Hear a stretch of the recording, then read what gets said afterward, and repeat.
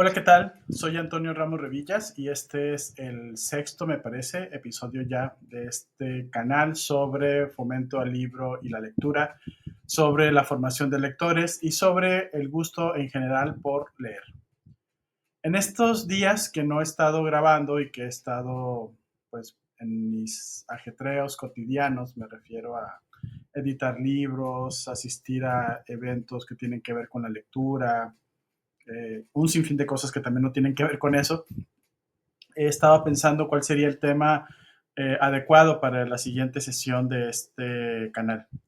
Y en algún momento, mientras platicaba sobre esto con otras personas, llegué a la idea de que una de las cuestiones que a veces nos detienen como promotores de lectura es pensar que existe un solo tipo de lectura, que existe solamente un canal con el cual o a partir del cual nos comunicamos con lo que leemos, o más bien con el que nos apropiamos eh, de aquellas señales de reconocimiento de texto en cualquier tipo de presentación que se nos van presentando conforme vamos leyendo todo el día, porque me queda claro que la lectura, el hecho de leer, es algo que empieza desde que inicia el día y abrimos los ojos y no termina ni siquiera cuando dormimos, puesto que a veces tenemos la fortuna de tener sueños y esos sueños también necesitan una interpretación y una lectura.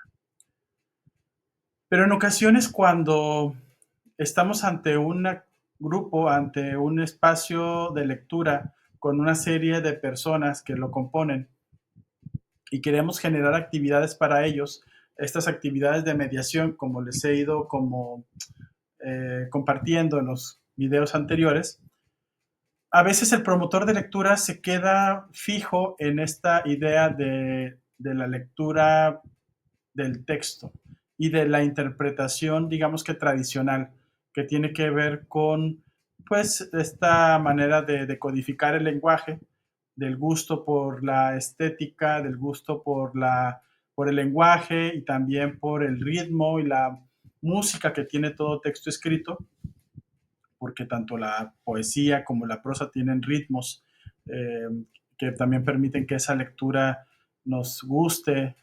Pienso a veces que es como este sonido de las abejas cuando aletean, o este sonido de las aves cuando cantan en las mañanas, o el sonido de los gatos cuando se desperezan en la tarde después de una siesta y sueltan un pequeño maullidito. Entonces, creo que así es el ritmo de lo que leemos, el ritmo de la poesía, el ritmo de la prosa. Pero en ocasiones, este tipo de lectura o este tipo de interpretación del texto a veces no se le da a toda la gente. Y de aquí vienen como los grandes problemas de que es que tal persona no sabe leer, o tal persona le batalla mucho para la lectura, o no entiende lo que quiere decir el texto, ¿no? Y, o no logra como compenetrarse con la historia, no logra tener un acceso a eso que está leyendo, no logra entenderlo, ¿no? Primero, yo creo que es difícil que cuando la gente empiece a leer pueda entender o pueda sentir eso ese texto que tiene enfrente. Suelo decir muchas veces que no podemos exigirle a alguien que no se ha detenido a mirar el atardecer a que entienda un poema de Octavio Paz, o un poema de Miguel Hernández, o un poema de Rosario Castellanos, o un poema de Gloria Fuentes, no sé. Eh, Porque pues no tiene una educación estética de lo cotidiano, no tiene un momento en el cual se detiene a pensar en estas cosas bellas que lo rodean. Entonces, si no tiene esto, aunque por supuesto que también todo el tiempo lo está haciendo, pero no, me refiero a que no tiene como no se detiene a tratar de simbolizar eso. Así que, eh, y esto ocurre porque a lo largo de nuestra vida utilizamos distintas estrategias para entender aquello que nos está pasando o aquello que queremos leer. Y esto viene a colación porque yo creo que así como hay distintos tipos de inteligencia, según Jacobson, eh, Si no han oído hablar de él, les pido que busquen en Google Jacobson Inteligencias Múltiples, en el cual él dice que hay muchos tipos de maneras como la gente aprende. Hay un lenguaje o hay una inteligencia que tiene que ver con el lenguaje, y es esta capacidad que tenemos de utilizar nuestras palabras para comunicarnos, pero también para decodificar textos, para poder leer entre líneas, para poder hacer toda una serie de interpretaciones. Pero también hay una inteligencia matemática que tiene que ver con la capacidad para resolver problemas, para identificar la naturaleza de los números, de las fórmulas, etcétera. Una inteligencia que tiene que ver con la naturaleza, que tiene que ver con esta capacidad que tenemos para entender los ciclos de la naturaleza, ¿no? De los árboles. Pienso en esta gente que ve un oyamel y sabe que es un oyamel, o que ve un fresno y sabe que es un fresno, o un sauce y sabe que es un sauce. Yo lo sé porque lo repito, pero si me ponen en el bosque, yo no sé qué pino es pino y qué abeto es abeto, ¿no? Simplemente veo una muralla con distintas cadencias, por supuesto, distintas características, pero no sé nombrar esto, ¿no?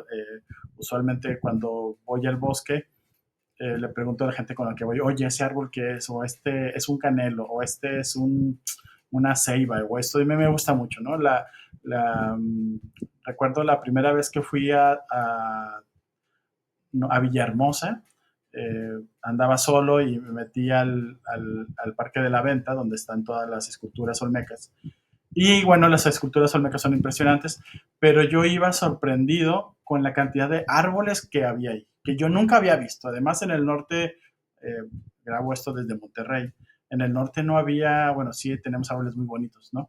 Pero de pronto esa exuberancia, ese verde alcohólico de la selva, como dice Neruda en uno de sus poemas en el Canto General, me parecía como, wow, ¿no? Pero tenía que estar preguntando. Eh, y, y así como esas naturalezas y esas inteligencias, pues hay muchas, ¿no? Hay una naturaleza, una inteligencia interpersonal, estas personas que tienen una inteligencia emocional para dialogar consigo mismo, que a mí, aquí entre nos me parece como fundamental que todos la desarrolláramos, tanto los que ya la tienen de manera innata como los que no la tenemos. Yo siempre pensé que la tenía, la verdad, pero los últimos meses me han dicho que no, que era algo que tengo que aprender. Y está bien, pero bueno, esta inteligencia interpersonal, también una inteligencia intrapersonal e interpersonal, es decir, la capacidad o la inteligencia que tienen los demás para poder relacionarse con las demás personas, una inteligencia del deporte, una inteligencia, seguro hemos visto fisicoculturistas o gente que se dedica a hacer deporte y, y hay una inteligencia para eso, ¿no? Para poder desplazar el músculo, para poder generar fuerza, velocidad, tracción, como también, por supuesto, esta inteligencia la tienen las personas que hacen danza sobre hielo, gimnasia artística, etcétera, ¿no? Eh, y bueno, una inteligencia del amor, una inteligencia del cuerpo, del erotismo, también hay una inteligencia sobre eso. En fin, Jacobson solamente establece 7 y con el paso del tiempo pues se han ido agregando más tipos de inteligencias a este tipo de maneras distintas de aprender. Entonces, ¿cómo trasladamos eso a la promoción de la lectura una inteligencia musical, una inteligencia del oído? ¿Cómo lo llevamos al medio de los libros y de la formación de lectores? Pues bueno, también que se nos quede claro, como mediadores de lectura, que existen también muchos tipos de maneras como la gente interpreta un texto o puede acceder a él. Hay gente que tal vez no es muy buena leyendo, pero cuando alguien le comparte un poema o un fragmento de una novela o un cuento completo, su atención, su focalización le permite entender el texto.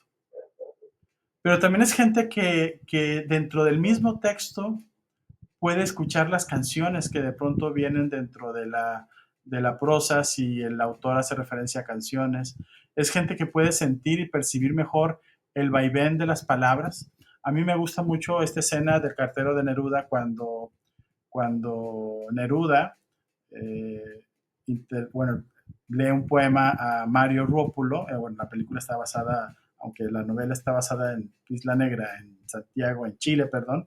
La película está en una isla italiana.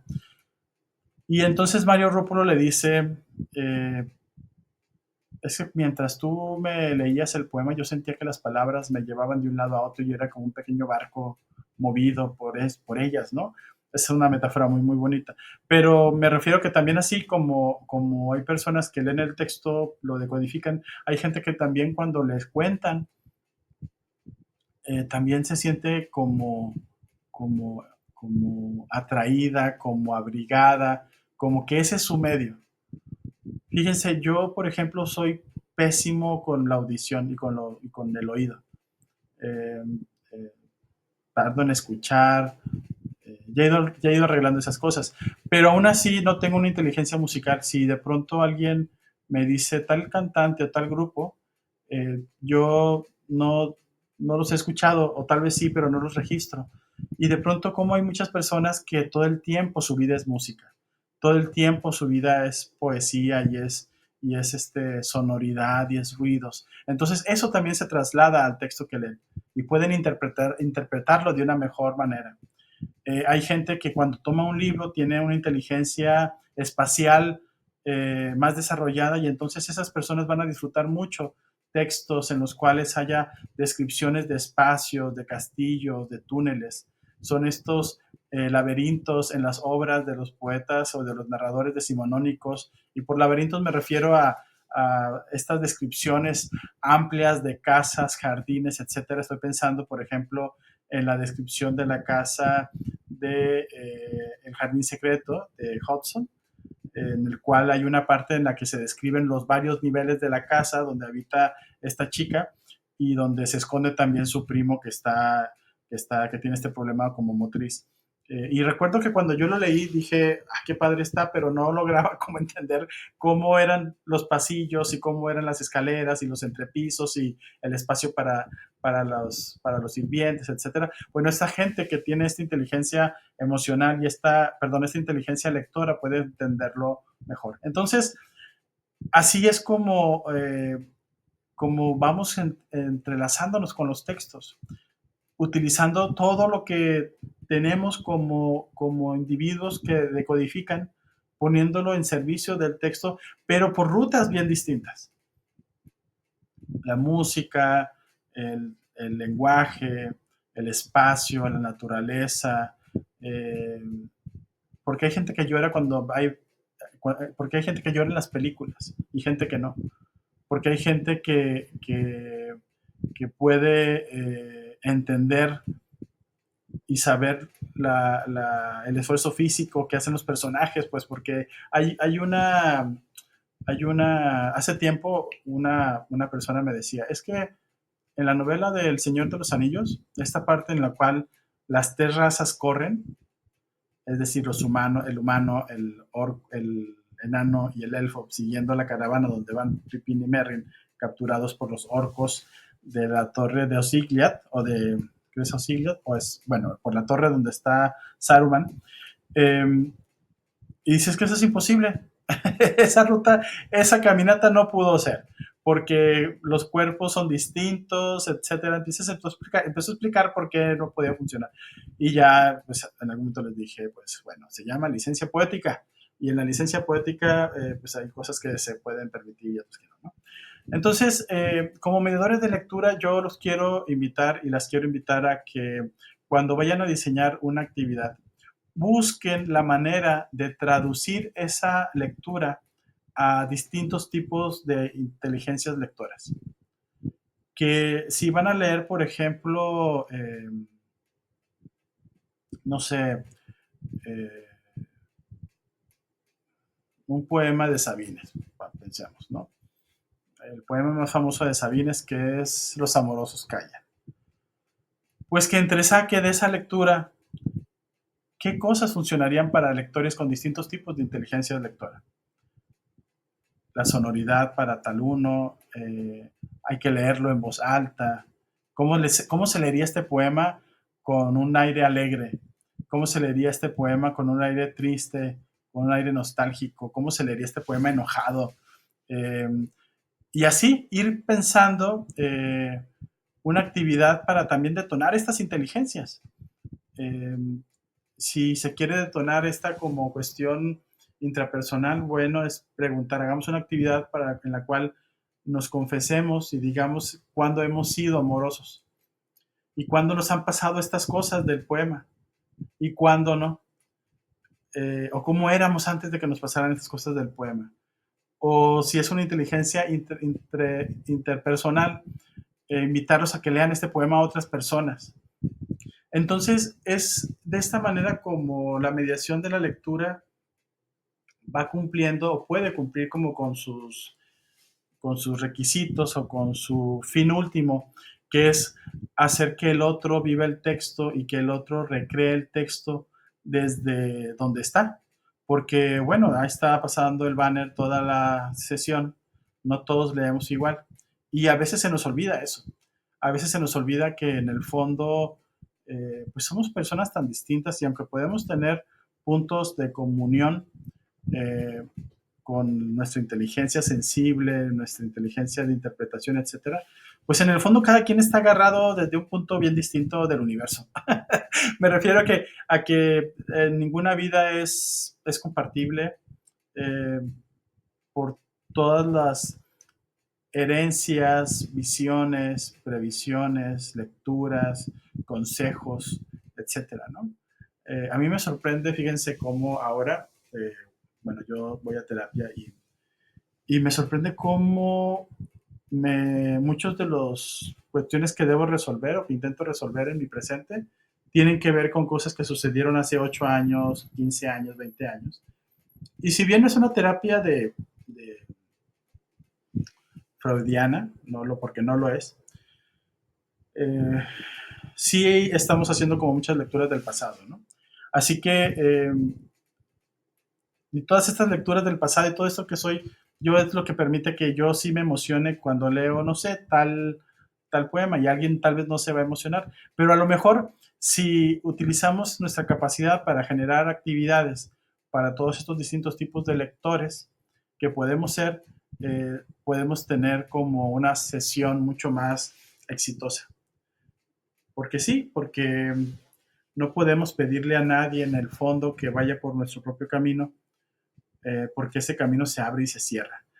Hay muchos autores, fíjense, yo tengo la teoría de que Borges, de que Cortázar, de que una buena serie de autores latinoamericanos mataron muchas carreras, de muchos autores y autoras en las décadas pasadas, porque querían escribir como ellos y se volvían copias de Borges, de Cortázar, de Rulfo, pero y se volvían copias porque de García Márquez, ¿no?